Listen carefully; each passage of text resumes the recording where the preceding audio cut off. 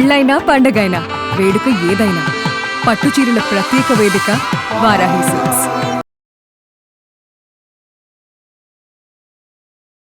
Hello everyone, మీరు చూస్తుంది Suman TV. నేను మీ కీర్తి. నాతో పాటు ప్రముఖ ఆస్ట్రాలజర్ అండ్ వాస్తు పండిత్ నానాజీ పట్నాయక్ గారు ఉన్నారు. నమస్తే గురుగారు. శ్రీమాత్రే నమః.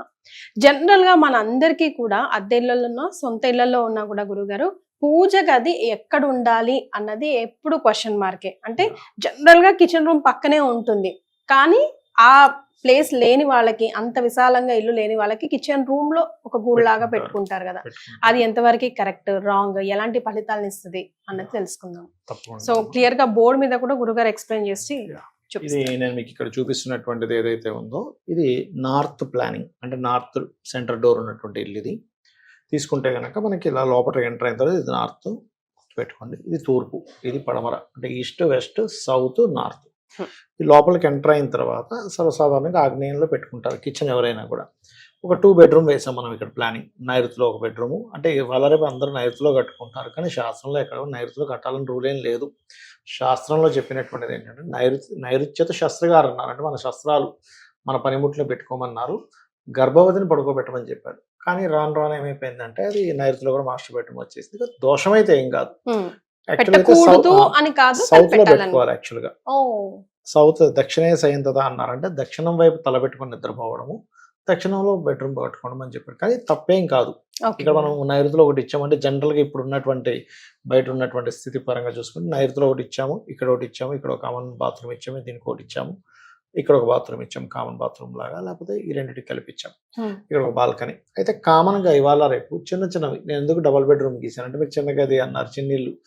అప్పుడు వాళ్ళు ఏం చేస్తారు, కామన్ గా ఇక్కడ కిచెన్ ఉన్నప్పుడు ఇది ఆగ్నేయం సౌత్ ఈస్ట్ అంటారు దీన్ని, ఇక్కడ కిచెన్ లో ఈ మూలను పెట్టేసుకుంటారు. అయితే ఇది ఒక్కొక్కసారి మంచిది, ఒక్కోసారి మంచిది కాదు. ఎలాగా అంటే మనకి శాస్త్రంలో చెప్పినటువంటిది ఏమిటి, శ్లోకం ఏమిటి, దానికి ప్రామాణికత ఏమిటి అంటే ఈశాన్యే దేవతా గృహ అని చెప్పారు. అంటే ఈశాన్యం అంటే ఇది నార్త్ ఈస్ట్, ఇది నార్త్, ఇది ఈస్ట్, కాబట్టి ఈ రెండిటికి మధ్యలో ఉన్నదాన్ని నార్త్ ఈస్ట్ అంటారు ఈశాన్యము. ఈశాన్య దేవతా గృహ కాబట్టి ఈశాన్యంలో కట్టుకోమని చెప్పారు. సరే, నీకు ఇక్కడ కుదరలేదు, కొంతమందికి ఇక్కడే దితి పదం పడింది, అక్కడే డోర్ పెట్టారు, లేకపోతే ఇక్కడే డోర్ పెట్టారు, కుదరలేదు. అప్పుడు ఏం చేయాలి అంటే శాస్త్రంలో చెప్పినటువంటిది మీకు తూర్పు నుంచి, అంటే తూర్పు ఇక్కడ నుంచి ఉత్తరము లేదా వాయువ్యం లోపల ఎక్కడైనా మీరు పెట్టుకోవచ్చు. సెకండ్ ఆప్షన్ అది. కానీ ఫస్ట్ ఆప్షన్ అయితే ఈశాన్యమే. ఎందుకు పెట్టుకోవాలి, దీనికి విశ్వకర్మ ప్రకాశిక అనేటువంటి సంస్కృత గ్రంథంలో దానికి ఎందుకు పెట్టుకోవాలని చెప్పారు అంటే, మీరు ఇలా ఇక్కడ దేవతలు ఉన్నారు చూడండి, ఇలాగా అన్ని దేవతలు కనిపిస్తున్నారు చూసారు ఇందులో. ఈ దేవతలు అసలు వీళ్ళందరూ కూడా ఇక్కడ దితి అదితి అని ఉన్నాయి చూడండి, ఇక్కడ రాసి చూసారు దితి అదితి అని.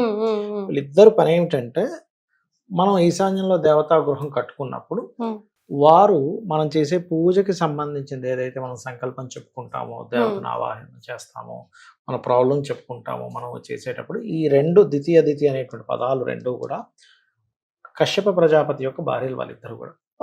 ఒకళ్ళు రాక్షసులకి తల్లి, దేవతలకి తల్లి, దితి అదితి.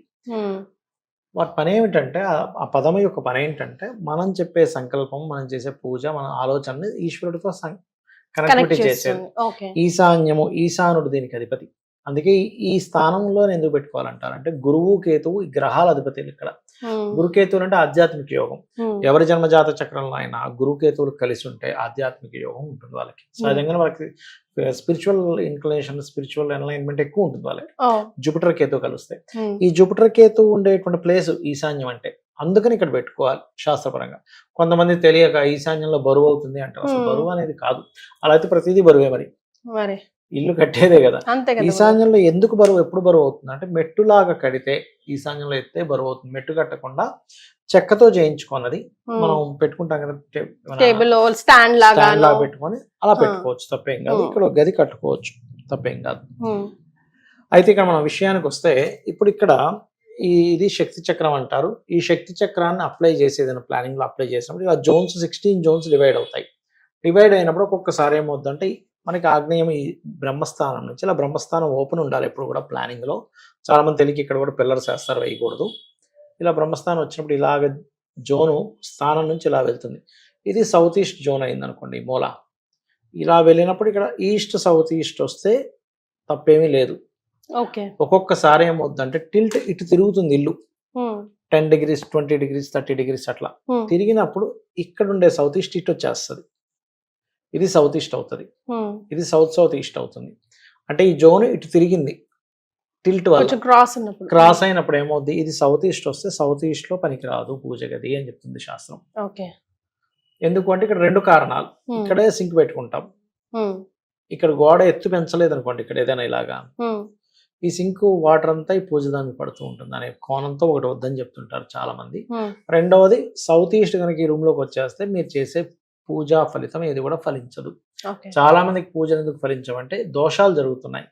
ఒకటి, ఈ పూజ గదిలో కిచెన్ పక్కనే సింక్ పెట్టుకుంటాము, సింక్ పెట్టుకొని ఇక్కడే ఆ ఎంగిల్ ప్లేట్లు అన్ని అక్కడ పడేస్తాము, అక్కడే మనం కొంత ఆపుతుంది. ఇక్కడ ఏంటంటే వాళ్ళు అడ్డుంటే కొంత ఆపుతుంది, అడ్డు లేకుండా సౌత్ ఈస్ట్ ఇటు వస్తే పరిస్థితి ఏమిటి, దోషం. కాబట్టి ఇక్కడ పెట్టుకోవద్దు, ఇక్కడ పెట్టుకోండి అని చెప్తుంటారు. లేదా కొంతమందికి ఇప్పుడు ఇక్కడ కుదరలేదు, అప్పుడు కొంచెం ఇటు సైడ్ పెట్టుకుంటారు, తూర్పు వైపు కూర్చొని చూస్తూ పూజ చేయాలి. అలాగే కిచెన్ లో కూడా తూర్పు వైపు చూస్తూ వంట చేయాలి. అది శాస్త్రం. ఎందుకంటే ఇక్కడ ఉండేటువంటి పదాలు ఏవైతే ఉంటాయో చూడండి, ఆగ్నేయ పాకముచ్చుతాయి అని చెప్పారు శాస్త్రంలో. అంటే ఆగ్నేయంలోనే వంట వండమని చెప్పింది. మరి మీకు అనిపించవచ్చు ఏమంటే ఆగ్నేయ ద్వారం ఉంటుంది, అప్పుడు వంటగది పెట్టుకోలేం కదా అంటే, మళ్ళీ 2 ఆప్షన్స్ చెప్పింది శాస్త్రం. ఒకటి వాయువ్యంలో పెట్టుకోవచ్చు, నైరుతిలో కూడా పెట్టుకోవచ్చు అని చెప్పింది శాస్త్రం. ఇంకా కొన్ని మనకి హోటల్స్ అనుకోండి వెస్ట్ లో కూడా పెడతారు, ఎందుకంటే హోటల్స్ లో బెనిఫిట్ వాటి వల్ల రావాలి కాబట్టి. ఇలా రకరకాల ప్రదేశాల్లో మనం పెట్టుకోవచ్చు. కానీ ఈశాన్యంలో ఎట్టి బస్సులో వంటగది పెట్టకూడదు. కొన్ని ప్రాంతాల వాళ్ళు పెడతారు, దాని యొక్క ప్రభావం ఎక్కువగా ఉంటుంది, తీవ్రమైనటువంటి ఆలోచనలు పెరుగుతాయి. ఇది చూసుకోవాలి. ఎప్పుడు కూడా ఇంట్లో మీరు పదం బట్టి ద్వారం పెట్టుకోవడము. ఈ జోన్స్ అంటే 16 జోన్స్ ఇలాగా జోన్స్ గా డివైడ్ అవుతుంది. ఎప్పుడు కూడా ఇల్లు ఇలాగా 16 జోన్స్ గా, ఇలా 16 జోన్స్ అయినప్పుడు ఏ జోన్ లో ఏం పెట్టుకుంటున్నాం అనే దాన్ని క్లియర్ గా చూసి ఈ రకంగా శక్తి చక్రాన్ని అప్లై చేసి ఎక్కడ ఏం వచ్చింది, ఇక్కడ బెనిఫిట్ జోన్ ఎక్కడ వచ్చింది, లేకపోతే పదం ఎక్కడ పడింది, ఈ వంటగదిలో సౌత్ ఈస్ట్ ఎంతవరకు వచ్చింది, సౌత్ ఈస్ట్ ఎంతవరకు వచ్చింది, వేస్టేజ్ జోన్ ఎక్కడ వచ్చింది అనేటువంటిది క్లియర్గా ప్లానింగ్ గీసుకొని శక్తి చక్రాన్ని అప్లై చేసి ఈ రకంగా చూడాలి. అంతేకాని రఫ్గా చూసేసి ఇక్కడ ఆగ్నేయం వచ్చింది కదా అంటే ఒకసారి ఆగ్నేయం ఇక్కడ రాదు, ఇటు తిరుగుతుంది, లేకపోతే అటు వెళ్ళిపోతుంది, అప్పుడు అది దోషం అవుతుంది. రైట్. సో గుడ్డిగా గురుగారు, అసలు పూజ గది కిచెన్ రూమ్ బేసికల్ గా మనం ఈ 2 పాయింట్స్ మీద మాట్లాడుకుంటున్నాం కాబట్టి, ఇవి సరైన ప్లేస్ లో పడకపోతే, వాస్తు ప్రకారం లేకపోతే ఎలాంటి ప్రాబ్లమ్స్ వస్తాయి ఇంట్లో? అగ్ని దోషము, అదే విధంగా దేవతా శాపానికి గురవుతారు. ఎందుకంటే ఒకటి, మీకు ఇక్కడ పెట్టుకోకూడని ప్లేస్ లో పూజ గది పెడుతున్నావు, పక్కనే సింక్ పెడుతున్నావు, దానికి కనీసం అడ్డంగా ఏమి కూడా పెట్టట్లేదు, ఎంగిల్ అనేది మీకు పడుతున్నాయి, మరి అది దోషమే కదా. నెగిటివ్ మీద పాజిటివ్ వస్తుంది, ఆబ్వియస్ గా వస్తుంది. రెండవది ఏంటంటే ఇక్కడ మీరు మామూలుగా ఇందులో వేసే కలర్లలో కూడా ప్రభావం ఉంటుంది. ఇక్కడ గ్రీన్ కలర్ ఉంటే మంచిది. ఇప్పుడు ఆగ్నేయ రూమ్ లో అగ్నితత్వం కదా, వాయువు తోడవుతుంది, హెల్ప్ అవుతుంది, అదొకటి.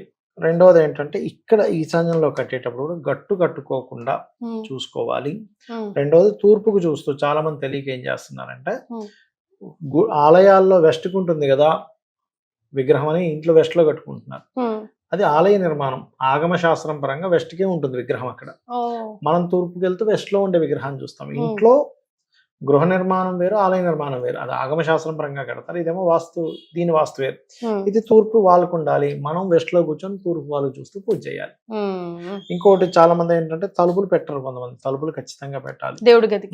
లేకపోతే ఒక్కోసారి చిన్న, ఇప్పుడు సింగిల్ బెడ్రూమ్ ఇల్లు ఉంటుంది, అలాంటి వాళ్ళు మీరు అన్నట్టుగా ఇలా కిచెన్ లో ఏర్పాటు చేసేసుకుంటారు. సౌత్ ఈస్ట్ రాకపోతే పెద్ద దోషం ఏం కాదు, కానీ సౌత్ ఈస్ట్ వస్తే దోషం. అక్కడ వచ్చినప్పుడు అదేం చేస్తారంటే వాళ్ళు తలుపులు పెట్టుకోకుండా ఏదో ఊరికి అట్లా అల్మారాలో పెట్టేస్తారు. అలా కాకుండా కనీసం కర్టెన్స్ అయినా వేయాలి, అలా పెట్టకపోతే దోషం.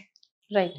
సో గురుగారు, ఇప్పుడు చూసేసి కంగారు పడి ఇమీడియట్ గా ఏం చేయాలి, ఇప్పుడు కట్ చేయాలా, వాల్ అంతా తీసేయాలా అనుకోకుండా దానికి ప్రత్యామ్నాయ మార్గాలు ఏమైనా ఉన్నాయా? ఏం లేదమ్మా, నేనేం చెప్తానంటే ఒకవేళ మీకు ఇక్కడ వచ్చింది, కనీసం ఈ గోడకు ఒక పటమైనా పెట్టుకోండి. ఒక చిన్న పటం, మీ ఇష్టదైవం పటం పెట్టుకొని ఒక చిన్న చెక్క లాంటిది కొట్టించేసి అక్కడ దీపం వెలిగించండి, తప్పే ఉంది. అంటే మీరు సెట్ చేసుకునే వరకు కనీసం ప్రత్యామ్నాయంగా చాలా పెట్టమంటున్నారు. ఇక్కడ ఇంకోటి ఏంటంటే, ఇక్కడ పూజ గదితో పాటు ఈ ఫోటోలు కూడా ఎక్కడ పెడితే అక్కడ పెడతారు, దేవతా ఫోటోలు. అసలు ఎగ్జిబిషన్ గ్రౌండ్ ఇల్లంతా అలా కాకుండా ఉత్తరము తూర్పు మధ్య వరకే పెట్టాలి. తూర్పు ఆగ్నేయం వరకు కూడా వెళ్ళొచ్చు, కానీ ఆగ్నేయంలోకి వెళ్ళిపోకూడదు. కొంతమంది తెలియక ఈ పితృదేవతా స్థానంలో ఇటు పెట్టాల్సిన పటాలు ఇటు పెడుతుంటారు, ఉత్తరం తూర్పులో పెడతారు. సో ఇక్కడేమో దేవతల ఫోటోలు పెట్టుకోకూడదు నైరుతిలో, ఉత్తరము తూర్పులో దేవతా పటాలు పెట్టుకోవచ్చు, ఈశాన్యంలో పితృదేవతలు అనేవి నైరుతి మూలలో 2 భాగాలు చేస్తే దాన్ని కుడివైపు భాగంలో పెట్టాలి. రైట్. సో ఇంట్లో ఎందుకు చికాకులు, ప్రతిసారి అనుకున్న పనులు ఎందుకు అవ్వట్లేదు, ఎంత పూజ చేసినా ఎందుకు ఫలించట్లేదు అనుకుంటాం కదా, కొన్ని సార్లు ఇలాంటి సింపుల్ ఏం లేదు. ఇప్పుడు మనకి ఇయర్ ఫోన్ ఉంది, గురుగారు, wireless year phone, wire phone, year phone ఉంది. మనం చెవు దగ్గర పెట్టుకుంటేనే ఆ రిసీవింగ్ పవర్ దీనికి ఉంది కాబట్టి వినబడుతుంది. మనం ఏదో జేబులోనో, ప్యాంట్ జేబులోనో, సంఖలోనో పెట్టుకుంటే అది మనకు వినబడదు. ఇయర్ ఫోన్ ఊడిపోతేనే వినబడదు మనకి. అలాగే ఇక్కడ ఉండే రిసీవింగ్ పవర్ ఏంటి, ద్వితీయ అదితి అనేది ఏమిటంటే మనం చేసే పూజ సంకల్పము, ఈ పదాలు పర్టికులర్ గా కశ్యప ప్రజాపతి యొక్క భార్యలు, వీళ్ళ పేరు ద్వితీయ అదితి అంటే వీళ్ళు ఈశ్వరుడికి కనెక్ట్ చేసేటువంటి పదాలు ఇవి. అందుకే ఇక్కడ చెప్పారు శాస్త్రంలో ఈశాన్య దేవత గృహం అని చెప్పారు. ఇది తెలియక చాలా మంది ఆ ఈశాన్యంలో బరువు అయిపోతుంది అని అంటుంటారు. దేవతా గృహానికి బరువు అవ్వదు. మీరు సపరేట్ గా దేవతా గృహం కాకుండా వేరే విషయాలు పెట్టారు. కొంతమంది తెలియక నేను కొన్ని ఇళ్లలో చూసి ఇక్కడ ఒక రూమ్ వస్తాయి, ఇక్కడ బీరువాలు పెట్టేయడం, ఆ రూమ్ లో కొన్ని పెట్టి లాక్ చేయడం, మొత్తం సామాన్లన్నీ తీసుకెళ్లి ఈశాన్య స్టోర్ రూమ్ లాగా, అది మాత్రం చాలా పెద్ద దోషం. ఎస్. సో ఈ చిన్న కరెక్షన్స్ చేసుకోండి. ఇంకా గురుగారు కన్సల్టెన్సీ కోసం కింద స్క్రోల్ అవుతున్న నంబర్కి కూడా కాల్ చేసి ఏం డౌట్స్ ఉన్నా క్లియర్ చేసుకోవచ్చు. థ్యాంక్ యూ సో మచ్ గురుగారు. శ్రీమాత్రే.